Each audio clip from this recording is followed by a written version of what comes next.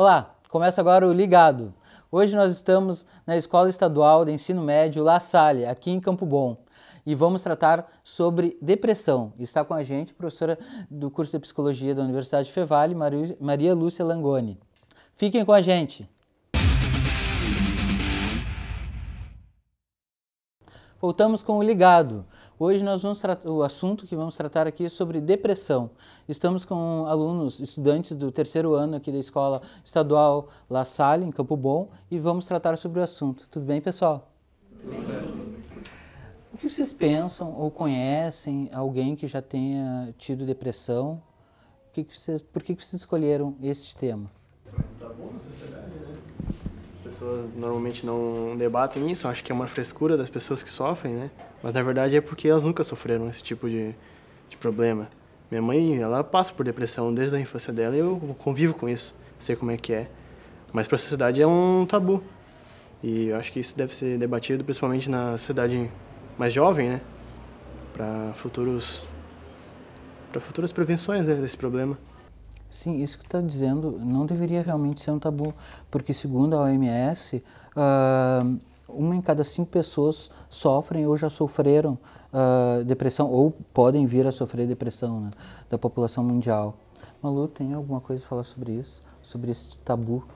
A importância da gente desmistificar e quebrar esse tipo de tabu, porque o fato da gente não falar sobre a tristeza, sobre a depressão, faz com que a pessoa se sinta mais sozinha, desamparada e solitária, o que pode agravar o problema. Então, falar sobre isso abertamente, falar sobre a questão de que não é algo simples, que a pessoa não está se fazendo de coitada, ela realmente está se sentindo muito sem força, sem energia, e com o pensamento muitas vezes focado só no problema, né?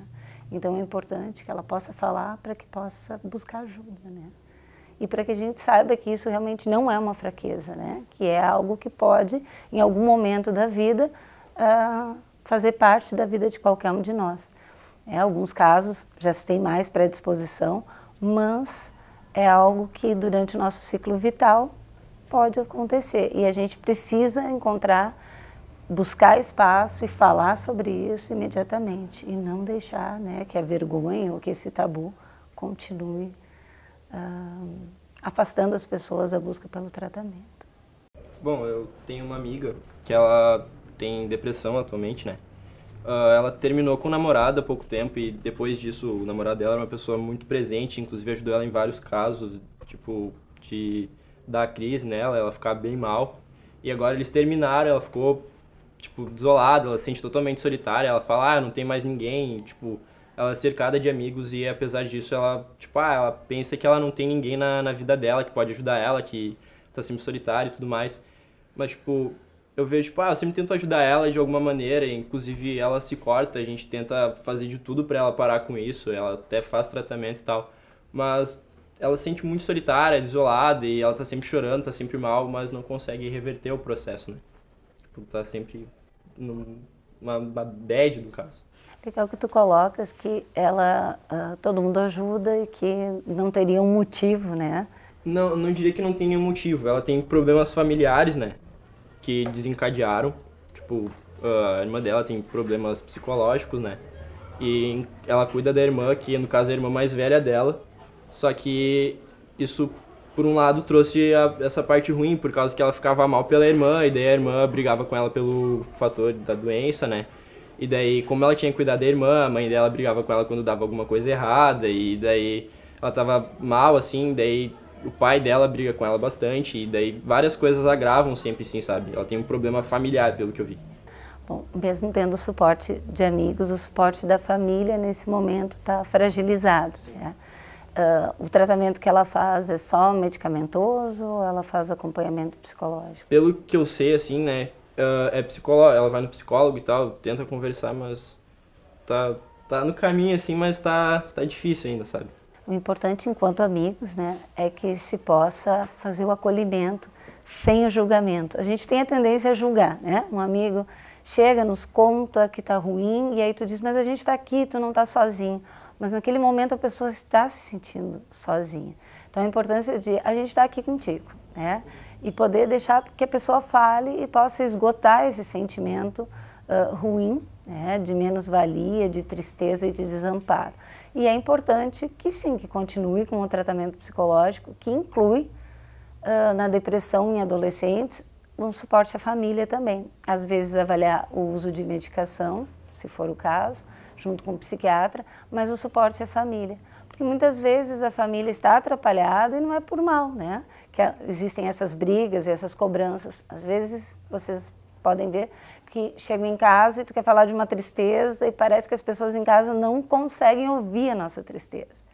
É que os pais criam os filhos para eles estarem bem. Então, aquela sensação de fracasso, de vê-los tristes, muitas vezes traz esse tabu. Eu não quero escutar, isso é bobagem, isso é coisa da adolescência. Tem família que é muito pior, tem problemas piores, e isso vai quebrando a possibilidade de diálogo. Então, o acompanhamento da família, né, a orientação à família, é muito importante para que possa dar um outro ouvido, né, para que possa dar um outro acolhimento e amparo.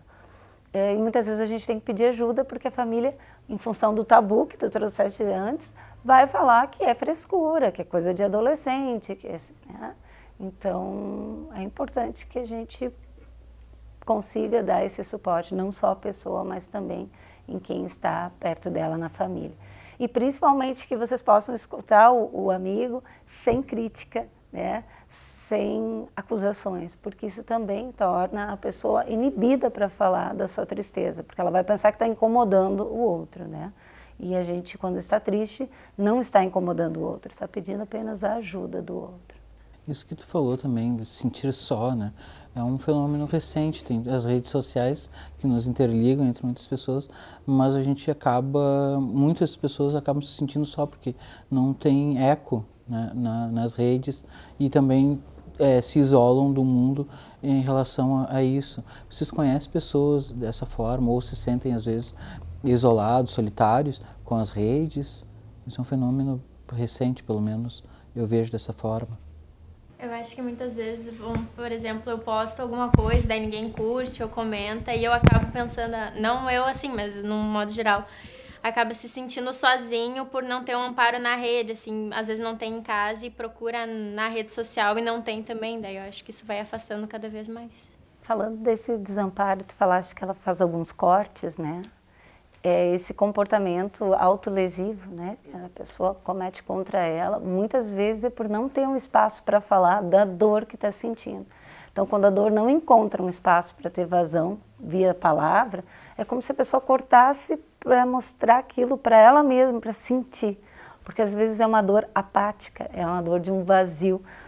Então, a importância de quebrar esse tabu para que as pessoas não precisem se cortar, ou até se expor a situações de risco para poder falar da sua dor. A dor precisa ganhar espaço, se ela existe, e ela não é só de uma pessoa. Costumam dizer que quando alguém entre nós está demonstrando a dor, e deve ser 2, 3, 4, 5, a dor é de todos nós. Aquelas pessoas estão sensíveis à dor naquele momento. E não escutá-las significa que eu não quero entrar em contato com a minha dor. Então, muitas vezes a gente não quer escutar o outro da sua tristeza porque eu não quero ouvir que aquela tristeza existe. Só que ela existe, né? Então, a gente precisa ouvir. E não vai pegar na gente ouvir e acolher alguém. Pelo contrário, vai ajudar também a gente a se fortalecer se em algum momento nós viermos a sentir essa dor. É uma dor que a gente poderia dizer da alma, né? É uma dor que leva a um vazio. É como se houvesse uma desesperança. Amanhã vai ser tudo horrível, ontem foi tudo horrível.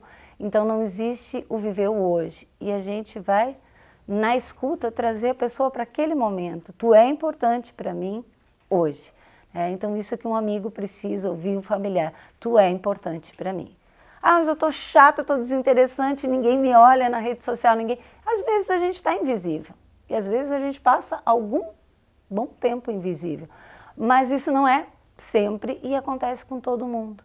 Então, muitas vezes essa dor é sentida, né, pela pessoa que está sofrendo a depressão como algo que é só dela, como se ninguém mais tivesse sofrido, né? E ao compartilhar, a gente pode ver que a diferença entre quem consegue lidar com a sua dor é a criatividade. Então a gente precisa auxiliar um ao outro a poder ser criativo. Como é que tu faz quando tu posta alguma coisa e ninguém olha ou ninguém curte? Pode ser que naquele dia ninguém está aí para mim. Pode ser que ninguém esteja aí para nada. Ou melhor, será que quando todo mundo curte aquilo que eu coloco, leram o que eu coloquei? Ou será que curtiram porque querem que depois alguém vá curtir o que eu colocar? Muitas vezes as pessoas curtem para depois ter aquela recíproca, né? Então é importante esse postar felicidade nas redes sociais. Quanta gente fica 2 horas, 2 dias fazendo foto para até acertar a foto certa, e aí posta aquela foto de felicidade. E aí, estava feliz? Quantas famílias mostram aquele ontem, Dia dos Pais, maravilhosos, e que estão despencando, né, lá por dentro. Então, realmente, a rede social é uma forma muito legal, muito interessante, promissora de relação, mas ela não é a garantia de que aquilo que as pessoas estão colocando seja como elas estão por dentro. Vou até fazer uma observação. Quando a gente está se sentindo bem, está tranquilo e está feliz, a gente não tem muito tempo de ficar colocando foto ou vendo se a gente está bem na foto ou não. Quando a gente precisa mostrar é porque algo pode ser que não esteja sendo sentido. Então, é bom a gente ficar alerta que se não curtirem, pode não ser nada, né? Ou até achou muito legal que a gente colocou e não curtiu para ver se dá uma alfinetada, né? Isso também pode acontecer. Eu tenho 17 anos, eu tive depressão durante 3 anos, dos 12 aos 15 anos. E uma coisa que me ajudou muito a vencer, assim, hoje eu consigo falar abertamente sobre isso e pelo que eu passei. E tentar ajudar outras pessoas que talvez estão passando ou que já passaram por isso, mas que ainda precisam de ajuda. Uma coisa que me ajudou muito, eu passava por dificuldades em casa, mas uma coisa que me ajudou muito, assim, era eu me permitir ser ajudada.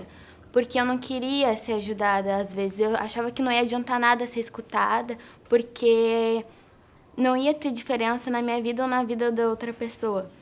Eu comecei a me sentir muito melhor quando eu aceitei o afeto que as pessoas transmitiam para mim, quando eu contava o que estava passando. E quando eu me permitia ver que elas talvez quisessem me ajudar. Quando eu comecei a perceber isso, eu comecei a me sentir melhor.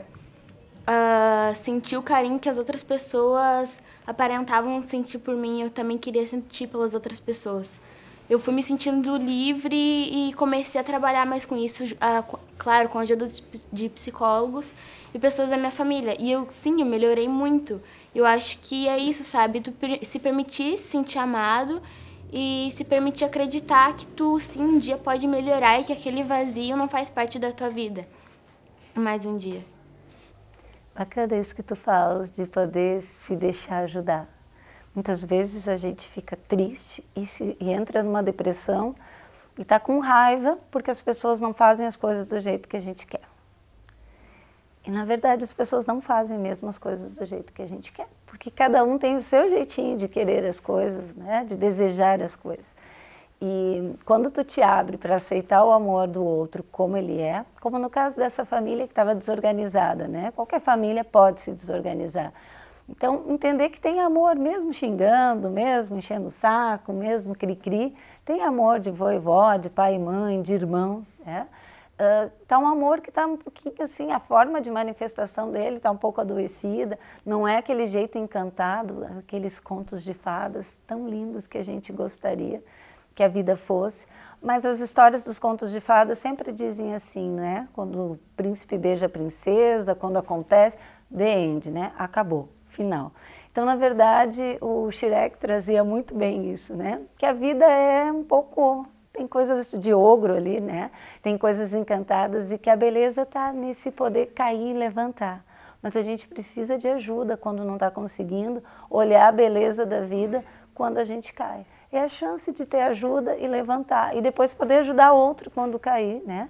Também é levantar. Então, às vezes, a gente pode ficar até prepotente, né? Pensando que ninguém vai conseguir me ajudar porque a gente se deu conta que o mundo é diferente do que a gente sonhou. Diferente, mas encantador. Né? Diferente, mas uma nova possibilidade. E a gente precisa se ajudar a enxergar as coisas dessa forma. Senão a gente vai sempre pensar que alguma coisa tem que acontecer exatamente como eu desenhei. Todo dia o tempo nos diz que não é assim, né? E a gente insiste em não acreditar. Que é sol e chove. Que é chuva, faz sol. É frio, é calor.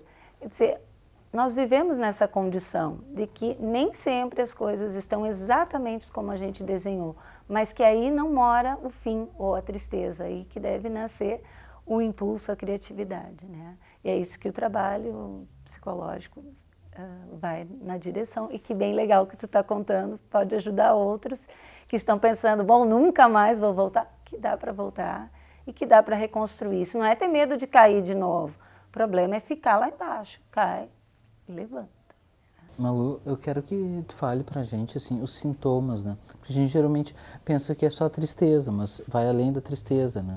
E até quando sábado, eu estava pesquisando para o programa, e aí eu vi uma palestra no TED do Andrew Solomon, e ele falando, o contrário da depressão não é a felicidade, como a maioria das pessoas imagina, e sim a vitalidade, que você perde a vitalidade, você perde a energia, né? Como eu tinha comentado antes.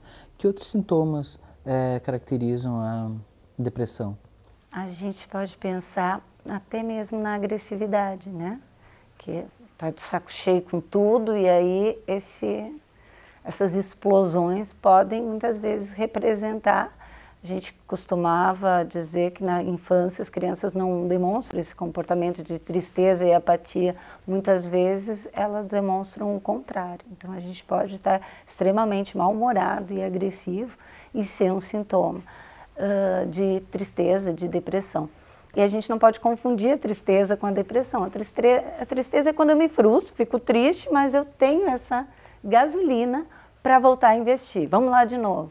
E na depressão a gente não tem essa mesma potencialidade, essa vitalidade. E às vezes na tentativa de reagir, a pessoa reage de forma agressiva. A questão também da automutilação, que o colega trouxe, a falta de apetite ou o excesso de apetite por doces, o excesso de sono ou a falta dele em excesso, são características também importantes. E principalmente essa sensação de vazio desamparada. Um vazio na existência a gente tem porque a gente não sabe de onde veio nem para onde vai. As nossas crenças espirituais dão um colorido para isso. Mas quando elas estão enfraquecidas dentro da gente, quando os laços de amor entre a família estão sendo julgados pela gente, a gente acha que não está sendo amado, mesmo que esteja, isso pode levar então a esse enfraquecimento. E às vezes é muito difícil a pessoa se dar conta, ou quem está do lado se dá conta que é depressão, porque a pessoa está agressiva, né? Então ela é mal-humorada, mal agradecido, e esse é um risco bem... Sim. E existe um tempo, Malu, assim, de comportamento para se caracterizar um processo depressivo? Esse tempo ele é muito de cada um, mas a gente pode dizer que é algo que vai acontecendo, tu te entristece com alguma coisa, e aí tu já entra nesse processo de desânimo, ou de agressividade, ou de apatia, e aí quando tu tá começando a melhorar, acontece uma outra frustração, e de novo tu vai caindo. É como se fosse sucessivamente a habilidade para lidar com a frustração está totalmente enfraquecida, né? Então isso vai, se a gente faz uma entrevista psicológica, a gente vai perguntar isso. Quanto tempo tu sente essa tristeza? Quanto tempo tu sente esse desamparo? Que outras vezes na tua vida tu já sentiu isso? Quanto tempo tu leva para sair disso quando tu sente triste? Esse pessoal vai nos contando que ela demora sempre muito tempo. Então a gente já tem indícios que a pessoa está com um comportamento depressivo, né? Então a reação dela fica lentificada para conseguir sair. Mas acho que o tempo assim nos conta desse cansaço. Sempre que vai melhorar diante das frustrações da vida, cai de novo, né? Como se fosse alguém se afogando, né? Quando consegue respirar, vem a onda de novo e está cansado. Então acho que essa é uma escuta importante. E não confundir, banalizar a tristeza, né? A tristeza, tu sai rapidamente dela, né? Fica triste lá, chora, vai ao fundo do poço, mas volta muito mais rápido, né? Essa ideia que tu trouxeste antes de felicidade, né? Essa é uma ideia muito maluca. A gente pode também ficar mais suscetível à depressão quando a gente acha que tem pessoas que são totalmente felizes. não existem pessoas totalmente felizes. A gente vive num mundo cheio de tragédias, de coisas que nós teríamos que ser loucos para sermos as pessoas donas da felicidade. Então, nós precisamos acreditar, sim, que as pessoas que nos parecem felizes são aquelas que lidam com as suas tristezas de forma criativa. E não necessariamente alguém que a sua vida é maravilhosa, como tu disseste antes. Ali, naquele caso, tinha um problema, tu colocaste, né? Mas muitas vezes não tem exatamente um problema. E a pessoa sente exatamente tudo como se tivesse. E ela precisa ser ouvida e atendida na sua dor. Porque se eu digo que eu estou triste, é porque eu estou. Né? Aí tu fala, mas Malu, tu não tem nenhum motivo. Não interessa, eu estou sentindo. Então, para mim, a mínima coisa que acontece diferente daquilo que eu planejei já me entristece. E esse é um tabu muito grande, né? Porque a gente julga o que o outro deve sentir, o que seria tristeza, o que realmente validaria uma depressão. E, na verdade, para cada um, né, é diferente essa forma de sentir. Então, talvez esse seja um desrespeito importante da gente tirar desse tabu, de quer dizer, mas tu não tem nada, só isso na tua vida, né? Cada um sabe e cada um tem uma resposta diferenciada.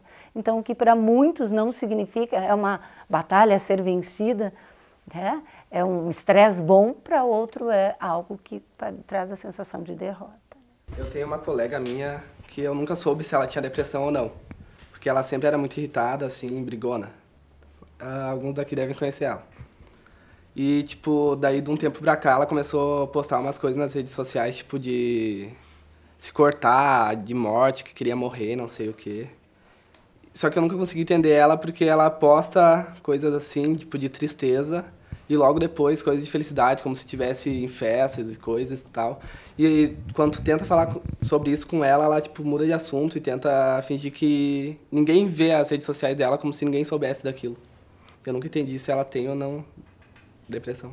Tu fala de uma ambivalência, né? A gente poderia até falar em episódio misto, que oscila, né? Durante o próprio dia, várias vezes, a pessoa se sentir muito deprimida e, de repente, se sentir até eufórica e cheia de vida, né? E aí precisa de uma atenção maior, porque quando a pessoa vai pedir ajuda, ela já está se sentindo bem, aí acha que não precisa de ajuda. E aí, um momento depois, passa a se sentir mal. Então, muitas vezes, os próprios pensamentos, né, o filmezinho que passa na nossa cabeça, uma hora deixa a pessoa super tranquila e otimista com a vida, e no outro momento, a historinha que passa, o filmezinho que passa na cabeça, deixa triste e para baixo.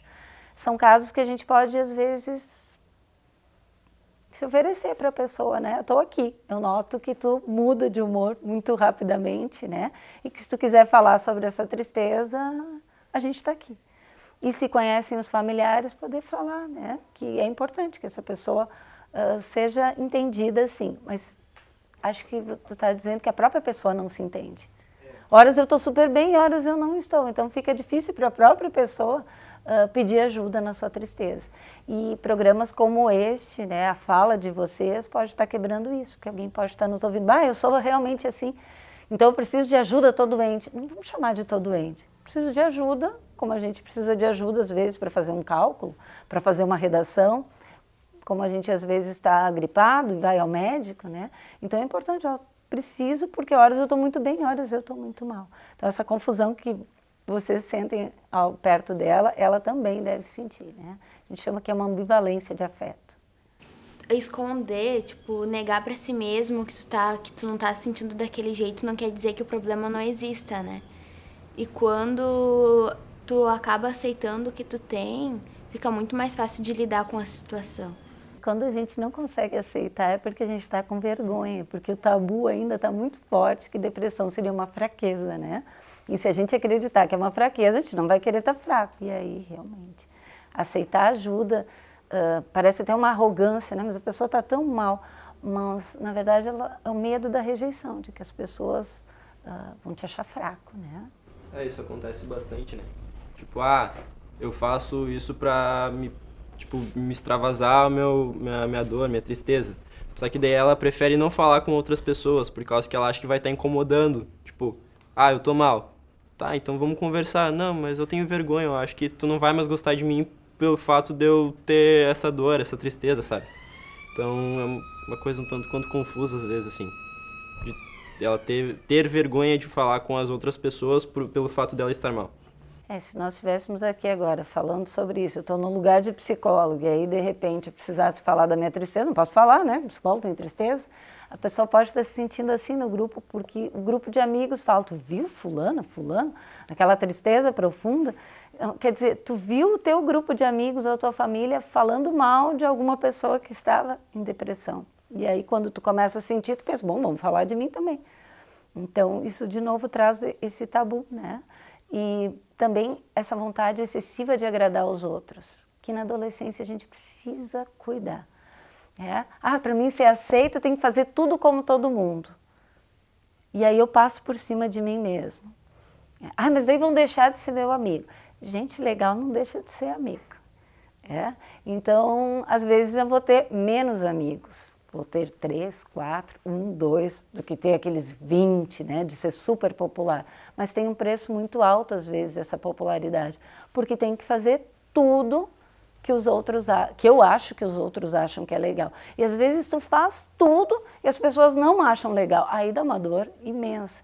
Então poder se respeitar um pouco, né? Tanto aquele lugar de fazer tudo para agradar, quanto de ter que ser a malandra, o malandro para todo mundo te admirar. E a gente começar a se admirar um pouquinho mais, encontrar mais espaço para a gente buscar esse carinho e autocuidado com a gente. Parar de ser, eu não sou isso, eu não sou aquilo, eu não sou... E o que eu sou, né? Eu não estou olhando muito para o que eu sou. Porque se a gente olhar para o que a gente é maravilhoso. Mas o julgamento que a gente tem na adolescência é muito forte, né? Talvez porque a gente, como adulto, cobre muito, né? Tu não é criança, tu tem que fazer isso, tu tem que fazer aquilo. Então também vem aquela ideia de cobrança. E eu acho que a gente precisa flexibilizar isso, né? Eu consigo algumas coisas, outros não. Eu tenho essa beleza, essa outra eu não tenho. Eu sou bom nisso, naquilo eu não sou tão bom. Faz parte a gente ser parte de um grupo. Ninguém é perfeito. Vou voltar para a questão do postar, né? Eu posso estar muito mal e postar um monte de coisa legal para as pessoas acharem que eu estou bem. Isso também pode ser uma defesa. Eu gastei todas as minhas energias e aí se ninguém curtiu vai me dar uma tristeza profunda, né? Então deixem para postar aquilo que realmente é gostoso, que tu não espera de volta. Quando eu estou esperando de volta, aí eu preciso apostar nas conversas, no colo, no apoio. E as pessoas da família da gente são muito importantes para isso, né? E que a gente crie mais espaço para conversar, de repente, com familiares, o quanto que é importante estar ali. Então, se não tiver alguém na família conseguindo ouvir, procura outra pessoa, né? A idade deles é bastante ansiogênica, né? Gera bastante ansiedade. A adolescência tem essa peculiaridade. Eu, por exemplo, me lembro quando eu era adolescente, quanto eu incomodei em casa, quanto problema eu tive, quanto sofrimento eu tive. Quanto isso pode contribuir para ele, para se ter uma depressão também? No caso, assim, uma adolescência mal interpretada, mal acolhida, digamos assim. Acho que tu falas, né, de que às vezes a família da gente tem uma expectativa em cima da gente, né? E é normal que se tenha uma expectativa, né? O pai e a mãe, quando fazem um filho, ou os pais que adotam, os avós, quem fica nessa função de pai e mãe, tem uma expectativa sobre a gente, né? O que a gente vai ser, né? Eu costumo perguntar para o pessoal do curso de estética, que eles dizem como é que as pessoas têm uma distorção da sua imagem corporal, né? A pessoa está bonita e se vê horrível no espelho. Então, muitas vezes é por isso, porque a gente tem uma distorção de quem a gente é, em função da expectativa que a família tem. Muitas vezes, ou a expectativa que a gente acha que a família tem.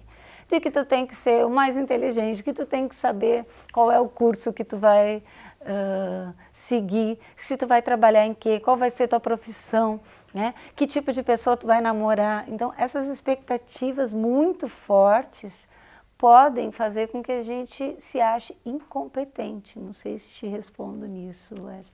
E isso pode trazer uma sensação de vazio e de tristeza. Eu não sou nada do que queriam de mim.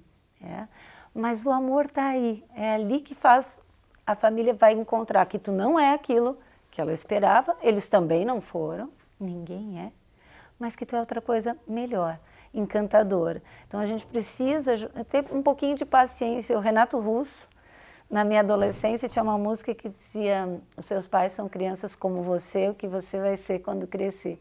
Então, na adolescência dá a impressão que os pais ainda são muito adultos, que eles sabem tudo, né? E muitas vezes aquelas expectativas, como que tu não sabe ainda? Com a tua idade eu já sabia que profissão eu ia ter. Nos nossos estudos tem mostrado que 16, 17, 18, 19 anos, 20 anos, 25 anos, muita gente ainda não sabe exatamente qual a profissão. E que isso pode acontecer e é natural. E que a gente vai podendo fazer essas escolhas ao longo da vida. Então, essa autopressão, né, que muitas vezes nem é da família, a gente pensa que a família pensa. Em outros casos, a família ajuda nessa pressão, né? Então, a gente precisa se amar muito e dar um beijo lá naquelas pessoas que funcionam como pais da gente e dizer: eu não sou assim, né? Mas tu vai ver, sou mais encantador, confia em ti no que tu fez. Acho que a gente precisa, às vezes, devolver isso para o adulto, né? Confia em ti, vocês foram bons. Então, eu só posso ser alguma coisa boa e confiar nisso, que realmente a gente é muito melhor do que as exigências que a gente tem. Mas elas são um problema, sim. Eu acredito que muitas vezes essa expectativa grande dos pais pode, de certa forma, cegar eles. Porque pode ser que na escola todos sejam bons alunos e tirem boas notas, e é isso que os pais esperam. Mas pode ser que quando chegue nas redes sociais a pessoa pense: mas por que eu não sou tão feliz quanto ele? Por que eu não tenho tantos amigos quanto ele? Por que eu não me encontro num caso como o dele, de uma família como ele? Porque eu acho que tem gente que muitas vezes o problema realmente é a família, né? A gente poderia dizer que a família está se reestruturando, né? Se reconfigurando. Então, os adultos passaram a ter um pouco mais de ansiedade do que tinham antes. Então, a segurança do adulto, né, nos familiares, está um pouco abalada. E isso faz com que o adolescente olhe: mas e agora? Né? Sinta a insegurança do outro e compre para si aquela insegurança. Mas a gente continua ali, gente. Talvez o importante seja não se focar muito nos que as outras pessoas querem que tu seja, mas focar no que você quer para si mesmo, sabe? Não ficar pensando que as frustrações vão acarretar na outra pessoa. Aquela pessoa queria que eu fosse isso, mas eu tô querendo tanto isso, por que eu não posso ser assim? Talvez tu se focar mais na busca que tu quer para ti mesmo, na tua felicidade, vai te prejudicar muito menos do que tu ficar pensando nas frustrações que tu pode causar a outra pessoa. Só que, é claro, tu não pode machucar os sentimentos, sabe? Mas conversando com teus pais, assim, tu vai achar um meio termo para que as duas pessoas fiquem felizes. Acho que o importante é isso, a conversa, né? Tu falou da autoaceitação, né? Quando tu te aceita e pode carinhosamente, pai e mãe, vô e vó, tio e tia, quem tá com a gente, precisa um pouquinho de carinho para tu poder dizer que tu é outra coisa. Não sou assim que nem tu sonhou, mas sou tudo de bom. Poder acreditar nisso, porque acho que tu traz uma coisa importante. Às vezes o pessoal em casa tá cego mesmo, né? Tá olhando as coisas de uma forma muito rígida. E aí, puxa, é o momento da gente poder pensar: mas eu sou tudo de bom. E eu posso ser diferente do que essas expectativas. Mas o problema é que às vezes a gente fica rebelde nessa hora, né? E aí o outro lado, mesmo sendo os adultos, trazem uma rebeldia de volta e fica uma briga. E dá essa sensação de desamparo. Mas podem ter certeza, né, que aquela cegueira do adulto se dobra ao ver o respeito. Então, acho que a gente precisa resgatar esse respeito para poder dizer: te amo, mas sou diferente. Né? Diferente daquilo que tu sonhou. E não se preocupem porque os pais, os adultos foram diferentes do que os pais deles também esperaram. Né? Não deu. Se casou tudo muito bonitinho, a gente vê às vezes problemas mais lá na frente. Né?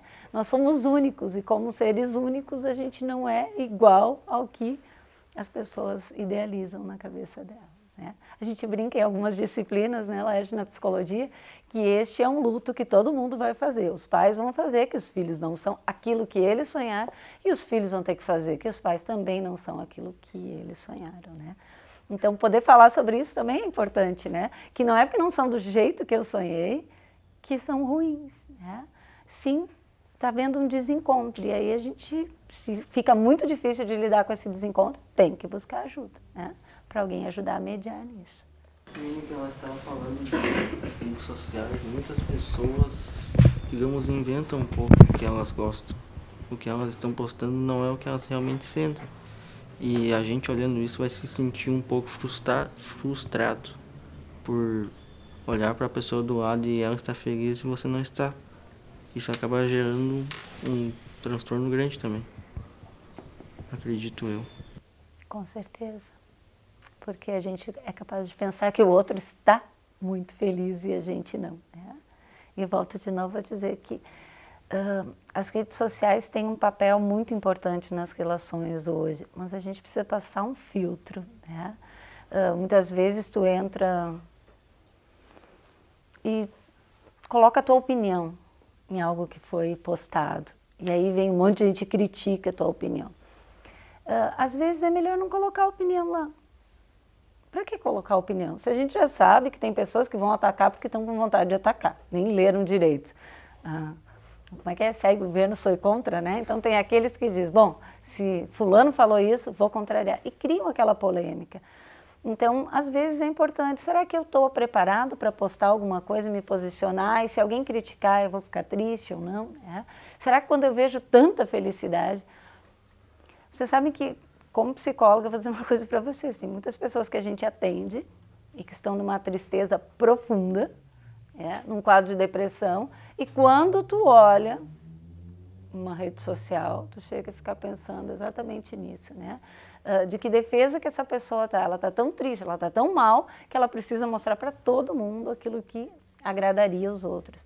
Então a gente tem que cuidar porque isso vai nos machucando como se fosse uma realidade, né? E acho que tem razão, de que é um cuidado que a gente precisa ter. E esse se posicionar, se posiciona se tu não te importa que venha a crítica. Se nesse momento tu te importa, eu prefiro sempre esse não posicionamento, até porque a gente muda de posicionamento, porque aquele momento que a gente leu, a gente pensou uma coisa, depois pensa outra, e aí vem esse ódio profundo, né? Que algumas pessoas colocam lá, sua vontade de brigar, como tu trouxeste antes, a amiga que às vezes está explosiva e briga, e muitas vezes isso acontece pela própria rede social, né?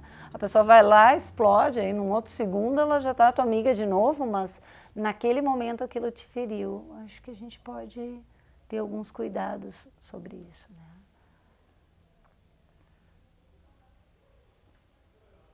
Você me lembrei agora de uma questão de visual. E nós fazíamos um bate-papo com o pessoal do 7º ano, numa escola, e o pessoal trouxe muito isso, né? Eu quero pintar meu cabelo, quero fazer isso, mas fica todo mundo falando. Para a gente também esperar e fazer as coisas que a gente não se importa, porque às vezes aquilo que a gente faz vai causar no outro um comportamento de volta. E se a gente não está preparado para isso naquele momento, não é o momento de fazer, né? Eu posso pintar, raspar, fazer o que eu quiser quando eu conseguir. Se alguém se posicionar e falar mal, que eu vou dizer, tá bom, essa pessoa falou mal, porque será que eu já estou suportando que o outro fale mal? Então, às vezes, a gente pode ficar um pouquinho mais neutro até que a gente não se importe, né? Eu me lembro muito na minha adolescência de andar com 2 óculos, né? Porque às vezes estava com óculos de sol na cabeça e que isso era um bullying só. Que 2 óculos, isso. Hoje eu posso andar que se alguém ri, tá tudo tranquilo para mim. Naquela época eu parei e nem usei mais o óculos de sol porque eu tinha muita fotofobia, então tinha que colocar óculos de sol, senão ficava toda, né, sem enxergar.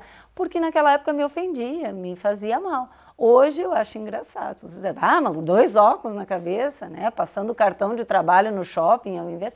Hoje isso é engraçado para mim. Então acho que a gente também pode esperar qual o momento que eu vou poder lidar melhor com a minha exposição, né? E isso pode ajudar a gente a se proteger um pouquinho dos ataques externos que podem, se a gente estiver depressivo, no momento nos deixar muito tristes e muito chateados. Também buscar ajuda para lidar com isso, né? Se alguém falar, poxa, deu sua opinião. Pessoal, eu quero falar, pesquisando, né? Eu vi que a OMS falou, tem um dado de que a cada 4 segundos no mundo uma pessoa comete suicídio. Sendo que nos países desenvolvidos, 70% a 80% desses suicídios estão ligados a transtornos mentais, principalmente a depressão. Diante do que a gente está conversando aqui, o que tem suscitado para você sobre o tema, sobre a depressão? Alguma dúvida que ocorre em vocês sobre o tema? Há alguns meses atrás, aqui perto do La Salle, ocorreram vários índices de suicídios, né? Então, na escola, ali embaixo, no Marta, eu acho o nome, e alguns no centro. O que a gente podia fazer para que esses casos aconteçam? Porque muitas vezes a gente não percebe que uma pessoa está passando pelo que ela está. Muito importante abrir esse espaço de diálogo, né? E que quando a gente estiver triste, a gente possa buscar ajuda, se essa tristeza se torna algo crônico, que a gente possa configurar como depressão. Os índices de suicídio no mundo continuam altos, acho que 13%, 14%, 15%, mas eles não têm aumentado. E no Brasil eles são menores, 6%, 7%, mas eles têm aumentado. Então, muito em função do tabu que a gente trouxe no início, né? Que não se fala, que é fraqueza, então a pessoa não se sente amparada. Eu trouxe até um folder que é do CVV, né, que é o Centro de Valorização à Vida, onde tem pessoas 24 horas por dia à disposição de, talvez a gente precise colocar mais cartaz sobre isso, de poder dizer, a tua vida é importante para mim. A vida de qualquer um de nós é muito importante. E que a pessoa possa se ver de outra forma naquela mesma situação, né? O que leva muito ao suicídio é a rigidez. A gente olha uma situação sem solução e não consegue pensar de outra forma, né? Então, acho que falar sobre depressão, falar sobre suicídio, tentativa de suicídio, diminui esses riscos. Apesar da gente perceber que ainda é algo muito pouco falado e mencionado, né? Que é falar sobre o espaço que as pessoas que têm essa sensação de desesperança, desespero, né, e desamparo estão sentindo naquele momento. É como se nada mais pudesse auxiliá-las, como nada mais existisse. Então, no momento que tu encontra um espaço para falar e que tu vê que aquela pessoa, mesmo que não te conhece, está ali, acho que são 2.200 voluntários no CVV no Brasil, ali à tua disposição, por quê? Porque cada um de nós somos muito importantes. Então, o que leva a isso é a falta de espaço, é o tabu, e com certeza a pessoa que se encontra, né, com a ideação suicida, se ela não tiver esse amparo e não puder pedir ajuda, pode chegar nas vias de fato.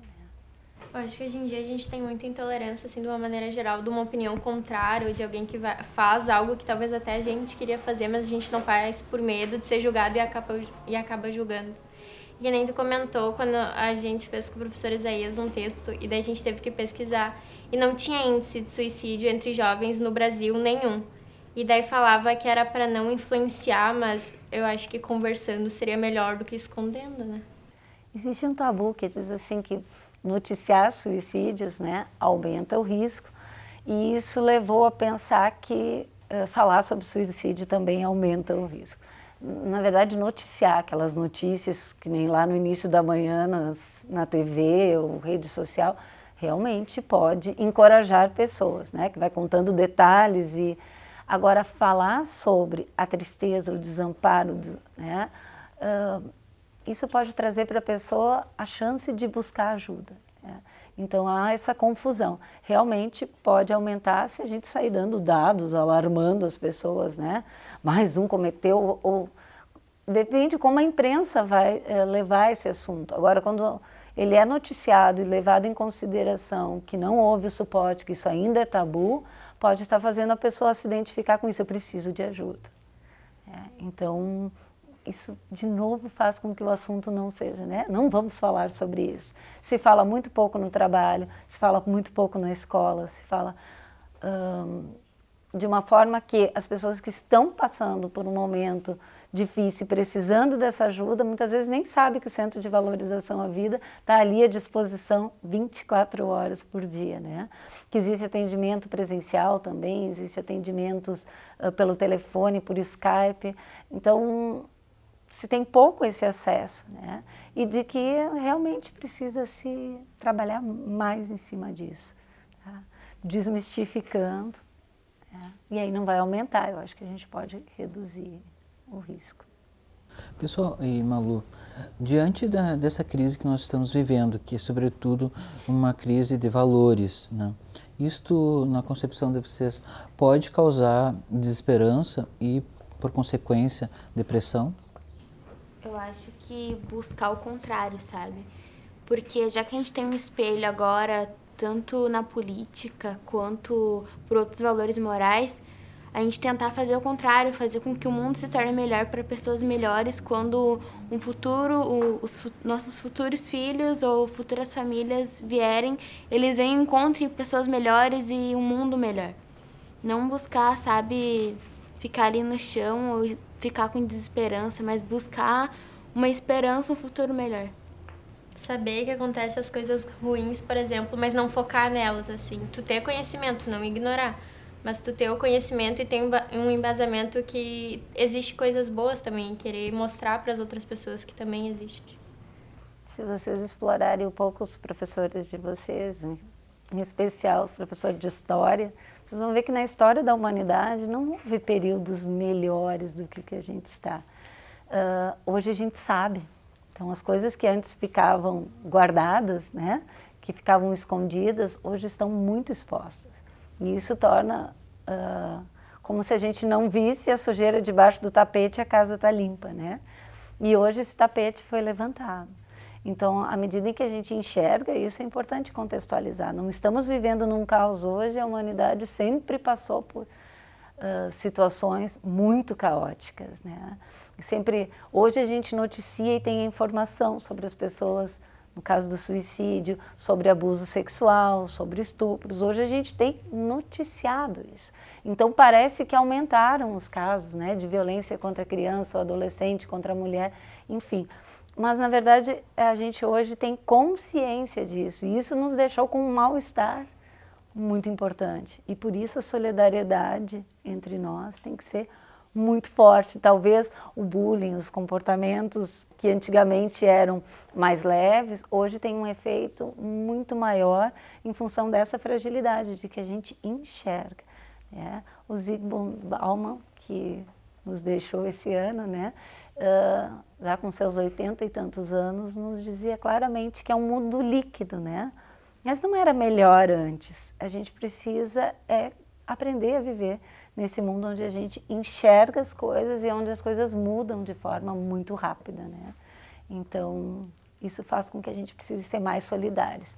Eu não sei se eu posso falar sobre isso, mas já que a gente está em escola, é legal zoar da cara dos outros, o bullying, né? É sempre engraçado quando é no outro, mas a gente pode estar auxiliando a pessoa a entrar num quadro de depressão. Então, é importante que a gente possa respirar fundo, esperar à vontade de rir do outro, né, de destruir o outro, passar. E acho que isso é uma coisa que a gente precisa começar a fazer. Não só na adolescência, mas, enfim, desde a infância até a nossa terceira idade. Enfim, precisamos ser mais carinhosos uns com os outros, porque estamos enxergando mais as coisas, estamos mais ansiosos e fragilizados. Então, precisamos de mais amparo. Então, está fora de moda, né? Fora de moda, bullying está totalmente fora de moda. Isso seria fazer aquilo que estão mandando, né? Se a adolescência é uma época de rebeldia, sejam rebeldes. Não obedeçam a regra de ter que zoar ou cometer bullying em cima do outro. Porque a tristeza de cada um de nós, a autoestima de cada um de nós merece ser preservada.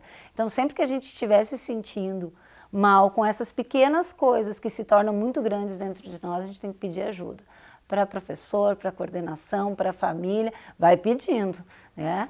Até que se encontre e que a gente aumente esse suporte, né? Para a gente encontrar um lugar de proteção, né? Eu acho que a gente deve pensar muito em fazer para o outro aquilo que a gente quer receber. Porque é como tu disse, a gente não tem como saber qual que é a situação do outro, em qual situação o outro se encontra, o que ele sente. Então, muitas vezes, a gente passando algo ruim como bullying, a gente pode estar afundando mais ainda a pessoa em vez de estar ajudando. Então, eu acho que pensar em dar para a pessoa aquilo que tu quer receber ajuda muito. Eu acho que é uma questão de tu tá bem contigo mesmo, porque tu nunca vai querer receber uma coisa ruim. Então, por que tu vai transmitir para o outro uma coisa ruim? Isso é verdadeiramente direitos humanos, solidariedade humana, né? Quando eu posso ter essa empatia. E ao ter essa empatia, a gente recebe do outro algo melhor. Então, a gente já estaria se ajudando, né? Ser agradável com o outro te devolve isso agradável. Acho que essa é uma tarefa importante. Pessoal, muito obrigado. tá? Pelo debate. E o Ligado fica por aqui. Até a próxima. Muito obrigado.